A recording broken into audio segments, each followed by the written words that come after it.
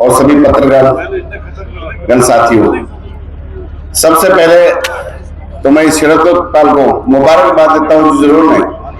इस प्रोग्राम की एक शुरुआत की मेवात में जो बुराइयां फैल रही थी, आप लोगों के सामने जो आज ये महापंचायत बुलाई है, ये जो समाज में हमारी बुराइयां फैल रही थी उनको लेकर बुलाई है। तफसील से सभी वक्ताओं ने आप लोगों को बता दिया कि जिस तरह से इसराइल ने एजेंडा पढ़ के सुनाया, जो 5 मेन बुराइयां फैल रही। नंबर 1 दहेज की है, गौकशी की है, एजुकेशन की है जिनको हम बच्चों को नहीं पढ़ा रहे हैं, फिर ओलेक्स की है और सोशल मीडिया की है। सारी बातें आपके सामने बता दी है। अब तो इन पर चर्चाओं का मकसद, इन पर चर्चा की जाए और उनको किस तरह से समाज में इंप्लीमेंट किया जाए। बात यह है, दहेज के ऊपर काफी तफसील से सभी लोगों ने बताई कि जिस तरह से दहेज दिया जा रहा है और लिया जा रहा है, वो एक अच्छी आने वाली नस्लों के लिए ठीक नहीं है। गरीब आदमियों की बेटियों की शादी नहीं होती। वो क्यों नहीं होती? क्योंकि आजकल जो दहेज गांव में चल रहा है, जिस तरह से शादियों में बुलाते हैं, जिस तरह से थारों को लोग लेके जाते हैं, तो गरीब आदमी चाहता है कि मैं भी अपनी बेटी को इसी तरह से रुखसत करूं, लेकिन कुछ मजबूरियां हैं जिस तरह से रुखसत नहीं हो पाती है।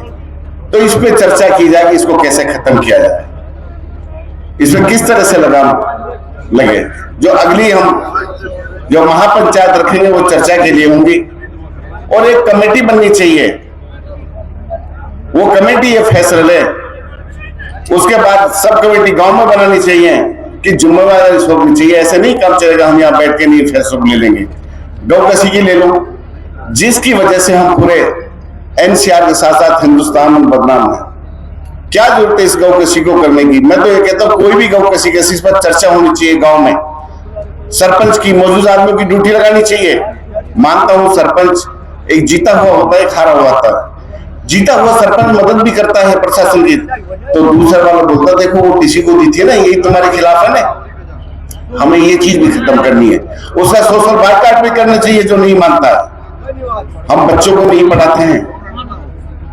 सबसे बड़ी जो जड़ है सब बीमारियों की, वो एजुकेशन की है।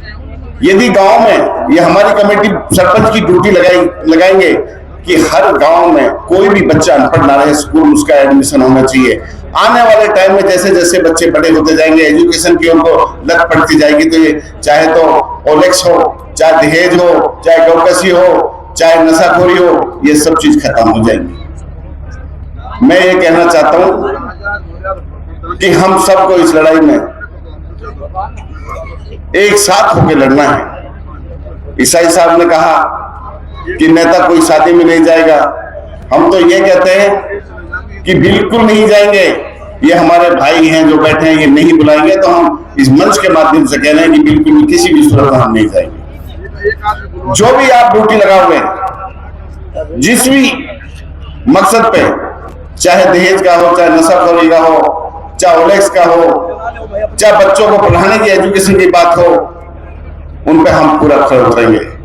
हाँ, ये सच्चाई है कि जिस तरह से हमारे नेताओं ने आज तौबा की है कि आगे से हम ये गलती नहीं करेंगे। सारी शुरुआत हम करते हैं और करीब ये करके बैठे भी हैं हम, उनमें मैं भी हूँ। ये नहीं मैं भी आप लोगों से अलग हूँ।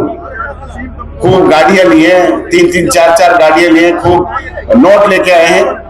वो गलत है, वो समाज को मैसेज बहुत गलत गया है।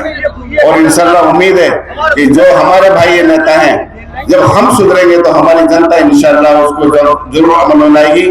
अस्सलाम वालेकुम।